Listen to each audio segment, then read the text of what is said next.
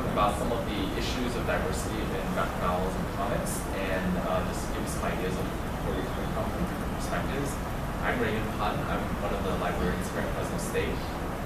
I'm Michelle Pratt. I'm one of the staff here at Fresno State. And Allison Mandeville, faculty in English at Fresno State. So we're going to be really informal and have a lot of discussions about this. I know it's just several of us, but for those watching the video later, hopefully you'll think about some of the things we're talking about and possibly do your own research and do your own kind of analysis of what's going on in terms of the trends. So I wanted to bring up this graphic novel. Has anyone seen this before? American War Chinese. So it was produced and written and designed by Gene Yang, who is really famous right now. At the time he was famous, but now it's changed a lot. It's a really interesting story about what it's like to be Chinese American in this American context, but also what it means racially, right? So in the story, not to give it too much away, it changes the race in the story. So this whole idea of what it means to be Asian and also white in this American context plays a lot on theory that's going on in today's media that I'll mention briefly. So for instance, it plays on this notion of Orientalism. For those of you who are not familiar, it comes in with this concept by late Edward Said, who talks about this, he writes this book and really gives this critical analysis of the privileges of the West over the East, or how the East is sort of idealized and reflects European desires and political interests. So if you see here, there's the monkey, there's a young Asian boy, and then there is this caricature of Oriental caricature, typically. And in this graphic novel, it's poking fun of it. And there's a stereotype that comes into this idea that Asians are typically viewed as that kind of depiction. And then you see right there in that last image, there's this transition where the character transcends into a different kind of race, and then there is a whole different dynamic of what it means to be Asian and white in this context. So I want to bring up some of these clips here. This is really, really interesting. So now we see this whole idea of Orientalism, which is idealizing the West, the West idealizing the East. So for instance, right here, we have on the left, this just came out, The Great Wall. Has anyone seen it?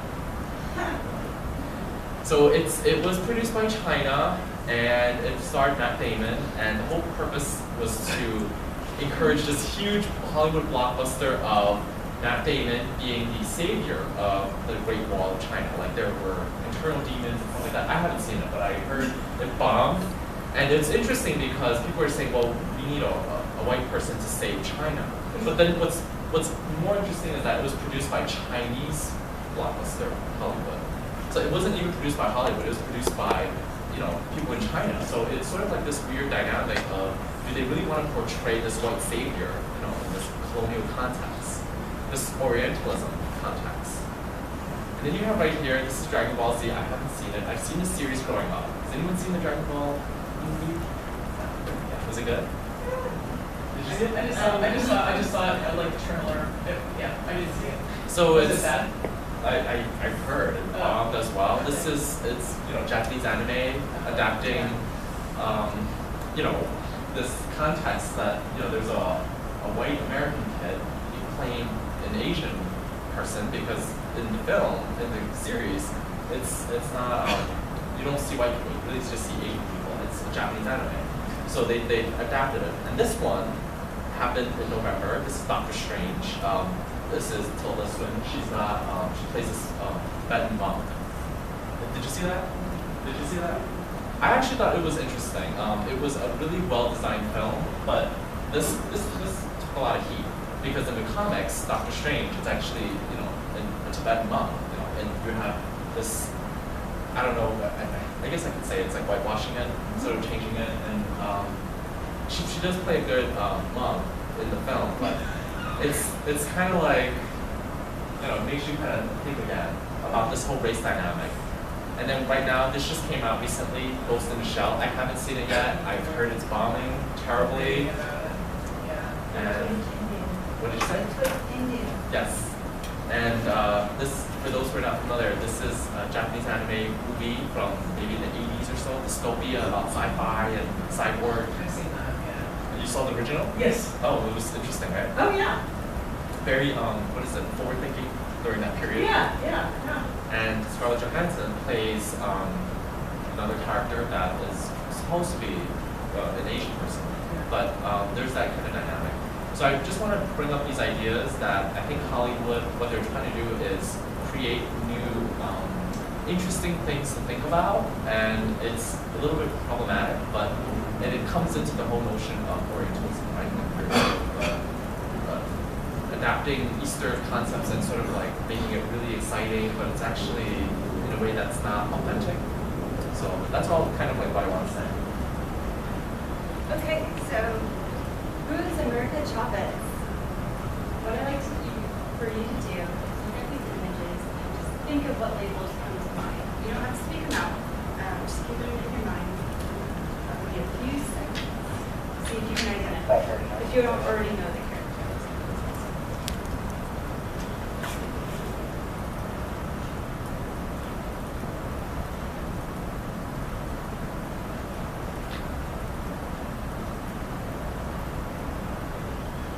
Okay, so if you're still kind of, maybe you've figured out some labels and whatnot, here are a few headlines that you might see while you're scrolling through social media and see reports, news. You can see how certain publications are representing her.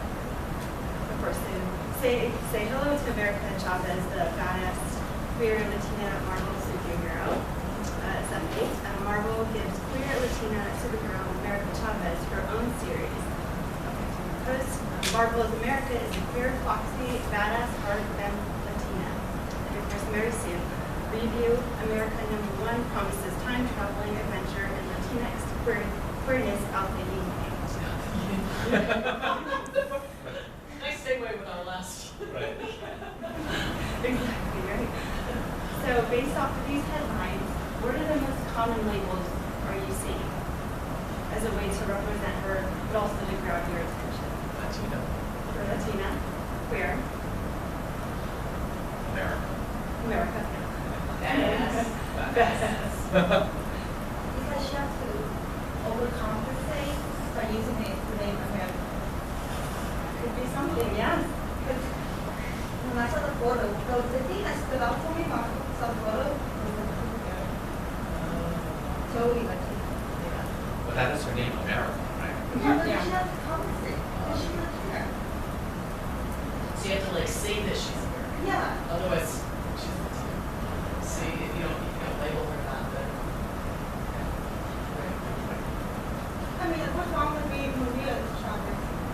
I'm so weird. I mean, she's so weird as American as any white. Sure. Yeah. Okay, so if you take all those words and common words that you see for, basically it sounds to time traveling, badass, queer, femme, Latina. So of course, America Chavez is one of the latest characters to get her own solo series by Marvel, and of course one of the latest attempts at diversity to diversify their catalog of characters. Of course, she's not the only example, and I have a few more examples of recent attempts at diversity by big publishers like Marvel and DC. So in here we have two categories. You have racial identity and gender identity. You don't know already, one of the most common method that Marvel has been using to attempt to diversify their characters is to change the character that is carrying on the motif of already well-established titles of these characters. So, for instance, in racial identity, we have Carol Danvers going all over to Kamala Khan, so as Ms. Marvel, and of course Peter Parker going over to Miles Morales as Spider-Man, and of course Kamala Khan is Pakistani-American, teenager in New Jersey, and of course Miles Morales is of Black Hispanic descent. And another category, of course, is gender identity. So, again, taking these well-established titles and changing it over to a different character. This time it's Thor, the god of thunder, to Thor, the goddess of thunder. And of course, Logan as Wolverine to X-23 as Wolverine. If you've seen the Logan movie, X-23 is the little girl. So, basically that. So, of course, this is a few of Marvel's examples. There's plenty more out there, of course. their attempt at diversifying or using the term diversity. But of course, if I talk about Marvel, I'm also going to have to talk about DC as well. So, Gotham City Sirens, Harley Quinn, Poison Ivy, and Catwoman.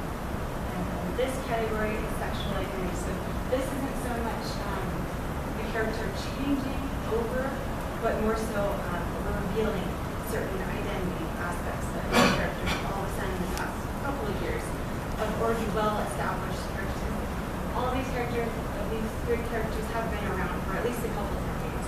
So all of a sudden, what do we know about them now? Harley Quinn and Poison Ivy are girlfriends without the jealousy of monogamy. And then Harley Quinn and Poison Ivy are finally an official couple in the DC Comics Bombshell series. And Catwoman comes out as bisexual. That's where it's confirmed by the writer of New 52 Catwoman. So that's why are they bringing this up all of a sudden? Is it more acceptable for to identify them as LGBTQ+, or are DC Marvel just taking the term diversity and trying to make money off of this to get the media to buzz? And of course, so going back to America, of course, when you're reading these comics and you're seeing this term diversity being thrown around, here are a few questions that you can ask yourself and you can do some research on yourself to see how they are handling the term or their attempt at diversity. A few questions include, who are the artists and who are the writers? Are these people, do they have these experiences of being the Latinx of the LGBTQ community, what it's like? Someone that's Pakistani American teenager growing up in New Jersey and also is also Muslim as well. Do these writers and these creators, do they have that experience themselves? Can they bring that more authentic voice to a wider audience? And if they're not, if they don't have that experience themselves, then of course, are the creators, the writers, the artists, are they doing the research thoroughly? Are they talking to statements they know? Are they reading up, doing research, all that kind of stuff to make sure that they don't perpetuate harmful stereotypes or tropes, which of course tends to happen, as you can tell, with the configuring that we add a stereotype to identify a character as Latina and all that. And of course, if they are perpetuating harmful stereotypes and tropes, how is that reflecting on our society as well? How does it represent these certain identity aspects of diversity to an audience? Does it, of course, perpetuate harmful stereotypes? Like, an example would be bisexuals are automatically going to cheat on their partners because they're bisexuals. Those kind of harmful kind of stereotypes. Of course, and my section let you know, of course, that we are not all labeled or stereotypes or stereotypes, of course. And I know you can read it, it's a little small, but it's from Rat Queen's webcomic, posted on their Facebook page about a week or two ago. You can read it, it's conveniently titled Identity, so just a little humor to kind of sum up what we're sort of talking about as well. We're not just, like I said, our labels or identity. Compelling characters are the same way. And if you want to do your own research, just get started. Compile a little bit of short resources you want to look up. Let you Take a picture. Make sure you record it as well. Just a few books, like one book's on gender related to X-Men series and so on. So a few Is this books. anywhere on the library website? No, we just have the tiny URL and the QR code. But if you're not, if you don't feel like looking that up right now, we have some print copies of the resource list itself. So just to get you started, if you're curious, then I encourage it as well because it makes you appreciate the media more, also especially comics as literature. So yeah, there you go.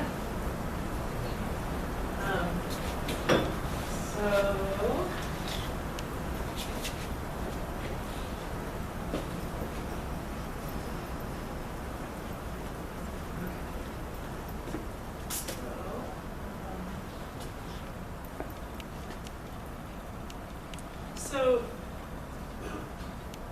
this is great. So mostly what I'm going to show you is talk about, I teach comics and graphic novels. I don't do a ton with superhero comics. I do a little with superhero comics. But one of the things, in terms of what both of these folks are talking about, thinking of comics and graphic novels as literature, taking a critical eye to the way that they depict all different kinds of people, is, I think, really not just important, but also really interesting, and deepens our reading of these things. And so one of the things I thought I would show you is some of the cool stuff that's out there to read, much of it by people who are writing from their identities. So when you were saying we need to see, do people have, like, are they just writing out of a stereotype, or are they writing because they know it? So like American-born Chinese, you'll see an image of that.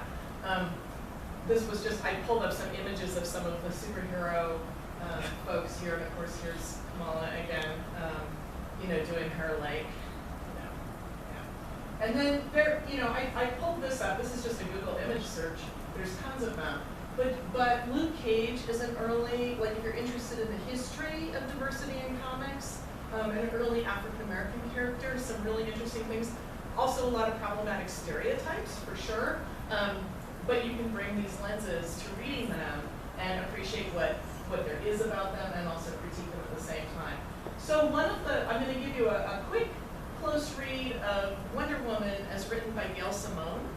And Gail Simone was the first long-term female writer of Wonder Woman, even though Wonder Woman had been out since World War II era, maybe 1930s, and has been published this whole time, except for a few guest writers. It had always been written by men.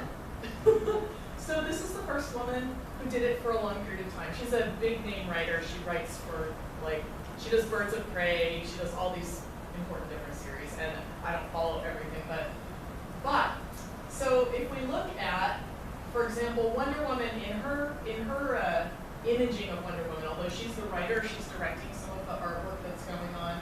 Really powerful. The villain is also, I'm not going to spoil it. Go look them up and read them if you can find them, because they're a lot of fun. But what I like to teach when I bring this into my classroom is I talk about the ways in which comics, because a lot of stereotypes are built and marked visually.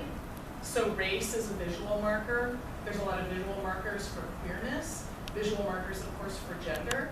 And in this particular set of scenes, we see Tom, her, love dude, whatever, of Wonder Woman. She's all cut up there.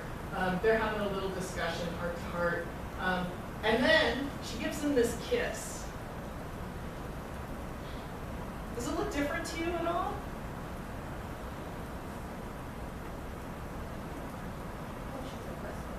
She's pretty aggressive, and not just aggressive, she's got a turn. Who's usually in that position that Tom's in? The woman, right? And this is a way that, like, oh, I never realized that virtually every time you see a woman and a man kissing, the woman is, like, bent over backwards or in some kind of, like, more vulnerable kind of physical position. But she's actually taller than him a little bit, especially with her little hat on. And then there's this wonderful, she says, this is, and she says, uncomfortable. And he says, I can get used to it, don't get me wrong. Really used to it. Like, surprisingly used to it. And sort of getting you to stay in that moment and think about what's going on here. And then later, he's in the hospital. They're doing their kissy-kissy. I'm not going to read all of this, but there's the nurse, there's Wonder Woman, there's some other folks there, some other women. And then there's this wonderful panel. Are you going to tell him that his gown is completely open in the back? Well, perhaps not just yet. All in favor, say aye. And so it's like this way in which what we usually get is this male gaze in all kinds of visual representations, film, comics, etc., looking at bodies from a male point of view. Here, the nice thing about this is it's not exploitive. They're not actually showing his butt. It's not like what you might see in a male view comic. But it's pointing out that this is a way to look at things that usually women get looked at this way. So that's one. Okay, so some comics to recommend diversity. Thinking these are graphic novels, actually, most of them. Many of you maybe heard of Persepolis. Persian, Iranian Iranian woman, Marjan Satrapi, whose family's from Iran. During the Islamic Revolution, she has to leave.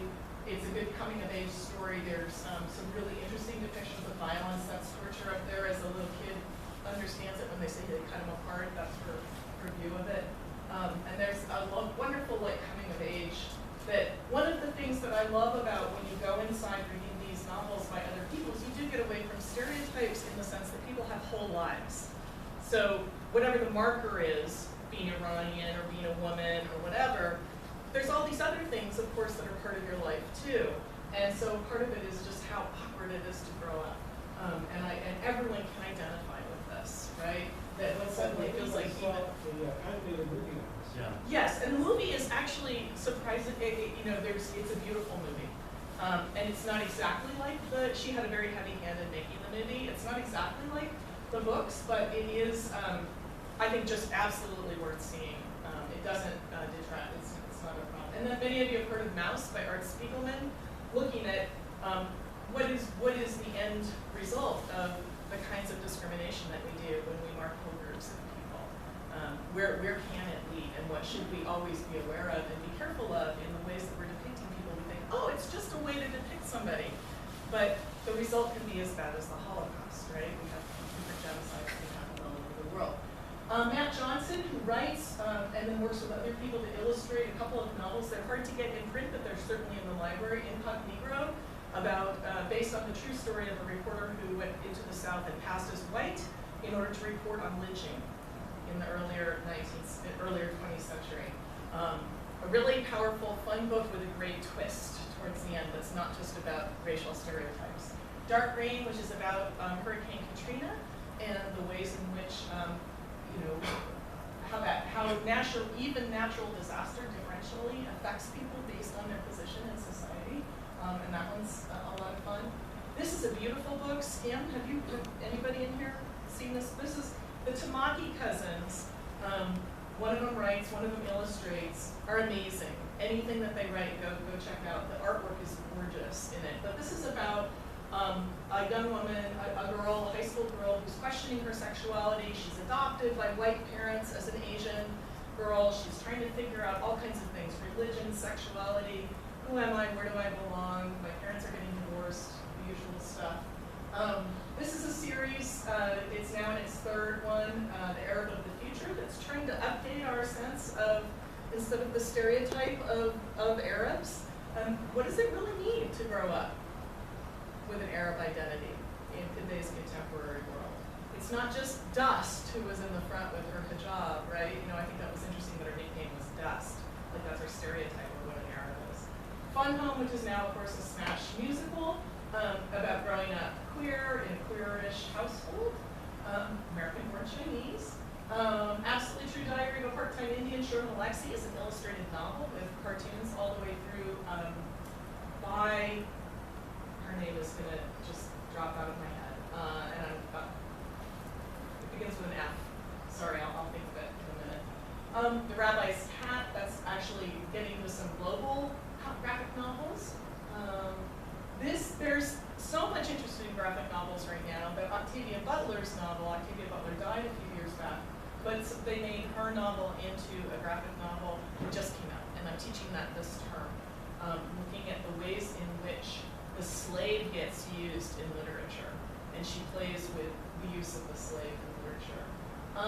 Linda Berry, always worth looking at. She's wonderful, and one of the things that people don't realize about her is that she is half Filipina, but she came out with red hair. So she grew up in this very multi-ethnic, multicultural family, but you don't see it when you look at her. And for many people, that's an interesting experience as well, and there's no way to really name that because we don't have words for how that works. And I'm going to just run through Palestine, some comics war journalism by Joe Sacco. This is by Margaret Aboué and illustrated by Clement Albredi.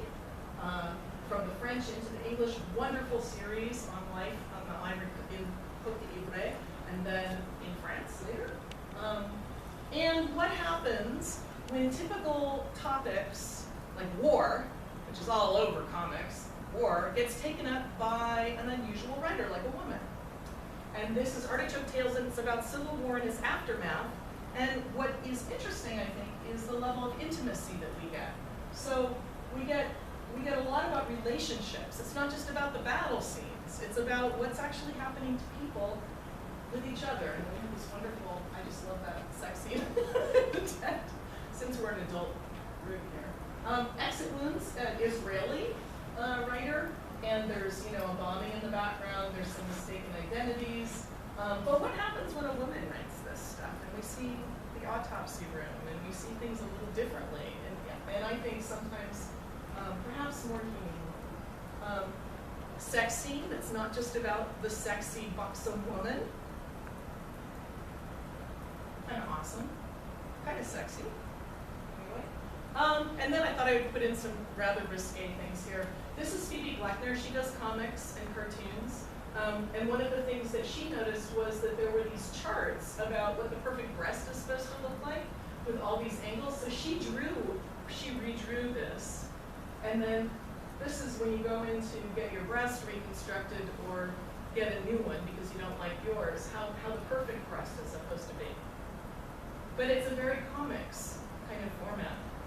So there's all kinds of things happening in terms of the way all kinds of diverse people are thinking about ways in which to use comics and graphic novels, not just in the format of superhero comics, but also just taking that and saying, let's do all kinds of other things with it, because it's a great way to get at some of the stereotypes and then play with them and mess with them.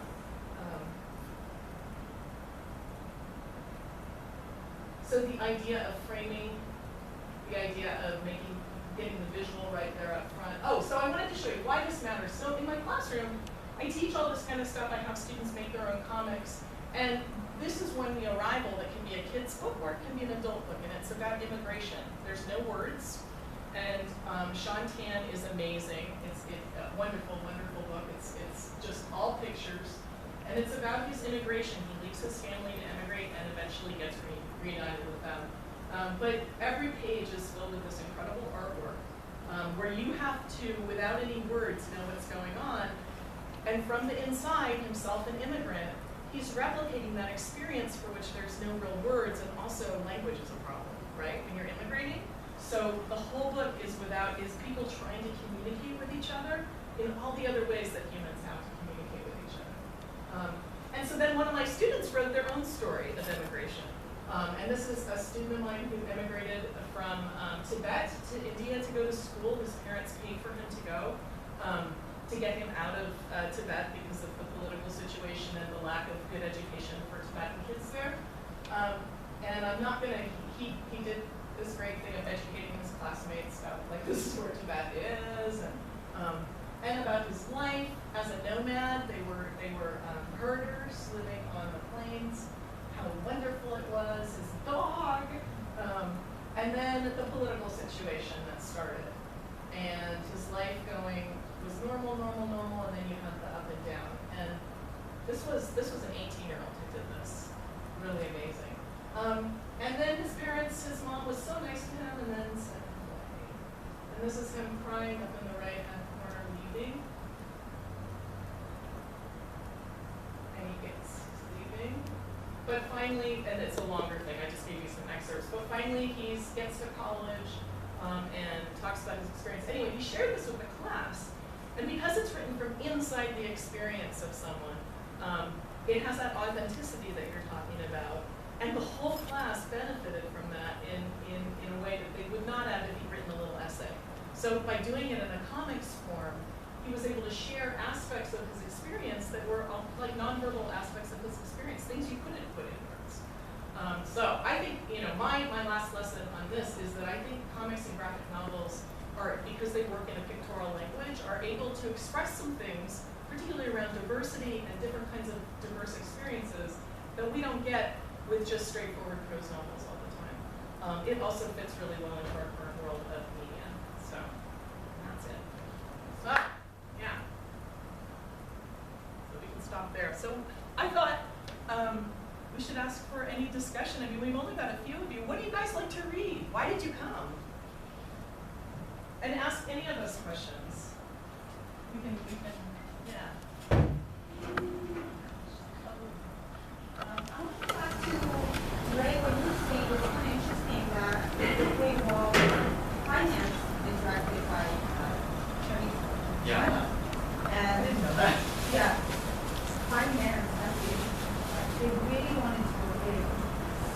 bothered them that not doing a movie, they wanted to big.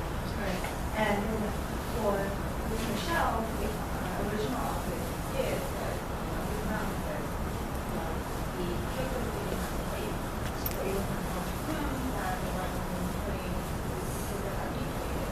And as an Asian American, right, we often hear that as it will justify what was being done, but Asian Americans, Asian have very different experience. And too often white folks will say, well, look, look, Chinese people made this movie. Well, Chinese people wanted not Chinese to be in it. The Japanese also didn't mind.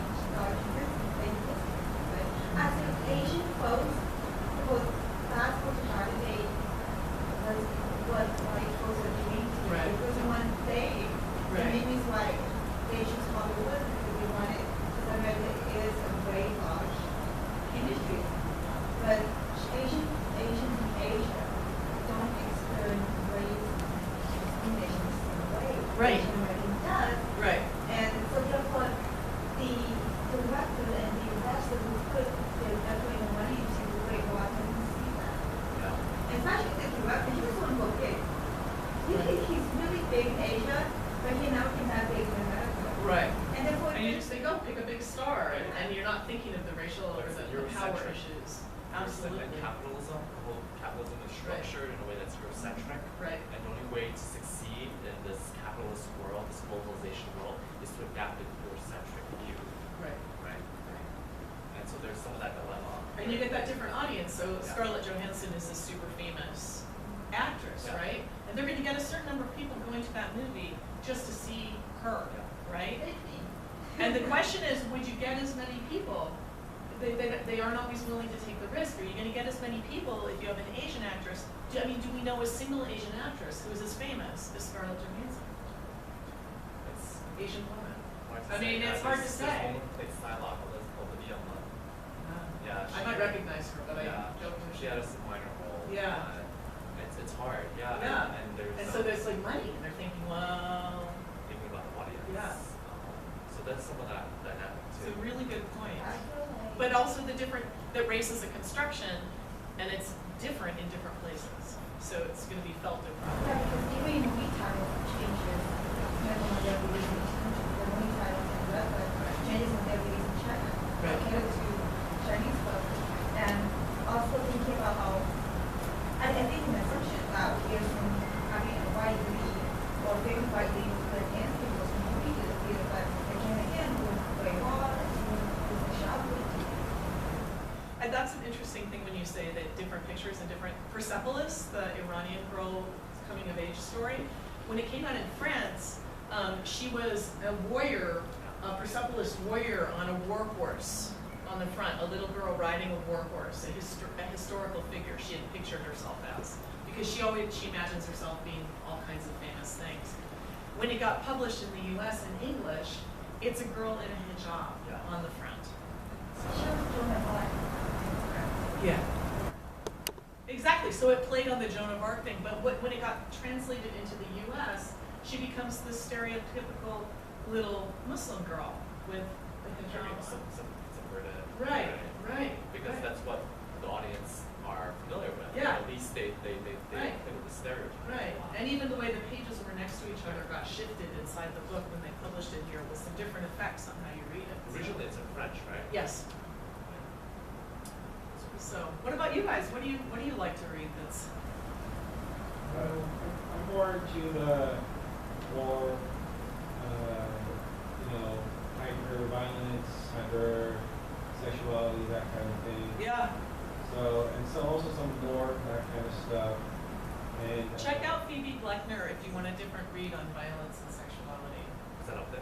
That was the one with the fist down the throat Oh, yeah, and the yeah. breasts. Yeah. I didn't even show you some of the stuff, but it's not. It's somebody said pornography, but it's not pornography because it doesn't really turn you on. It's well, maybe some people, I don't know, but it's more just like it's a certain look at that. So it's just an interesting way. So then you realize, oh, all the images that we usually see around this, it shifts your view of it a little bit.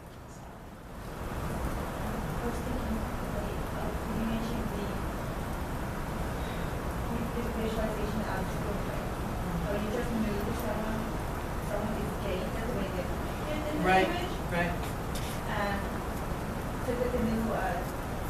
college going around. Yeah. And it was this big deal for the young women in the UK.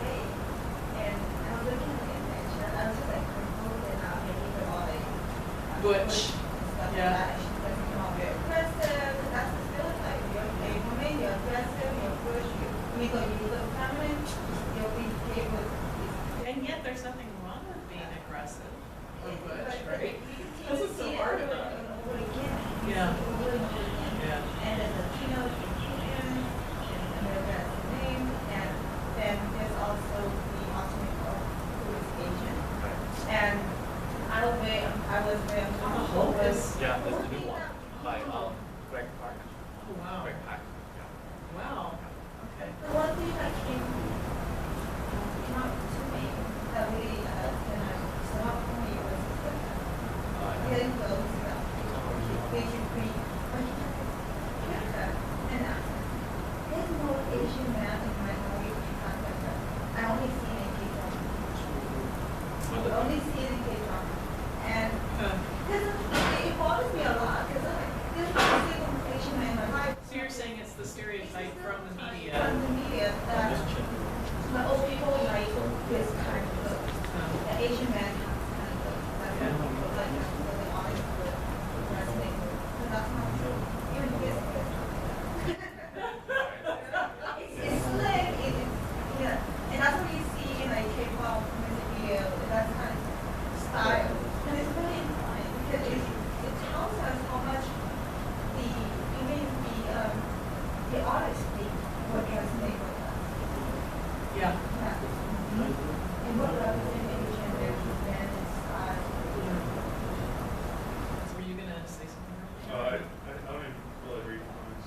Oh, you're just here for fun, huh? Yeah, just Cool. yeah. Well, you might start with graphic novels because they're a little closer to regular books, but they read quickly. I mean, they read sort of quickly and then you go back and look at it. But yeah, any of these, they're really wonderful. Yeah. You know what's interesting is, are there And in terms of teachers who try to teach them at the middle and high school level, so Dyer go part-time Indian because he talks about masturbation, teenage boy. Anyway, so that's a big deal. And then Fun Home was being taught at a college in, I might get this wrong, I think North Carolina.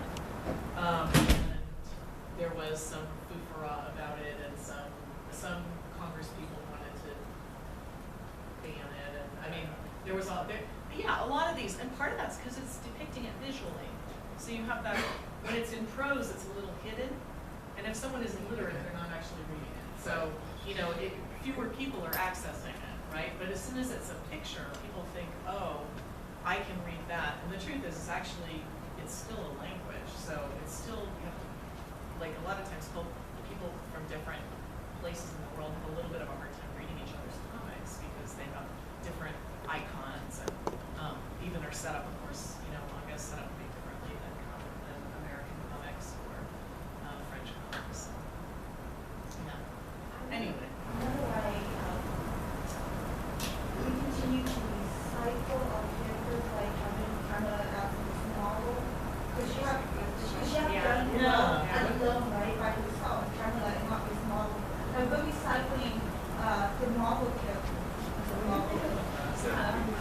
Yeah, basically, I mean, my take on it is that they're trying to make money. You can't look at it like a person has familiar title.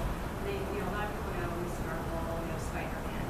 So I think that's what they're trying to do. Is their attempt to still make money off of diversifying their portfolio of characters by rehashing it instead of creating brand new characters more often than not.